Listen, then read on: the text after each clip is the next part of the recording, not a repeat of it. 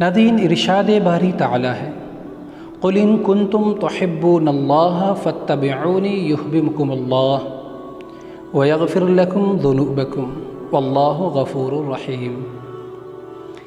اللہ تعالیٰ سورہ ال عمران آیت نمبر 31 میں فرماتے ہیں، اے نبی آپ کہہ دیجئے بندوں سے کہ اگر تم مجھ سے محبت کرتے ہو تو میری یعنی نبی کریم صلی اللہ علیہ وسلم کی اتباع اور فرمانبرداری کرو۔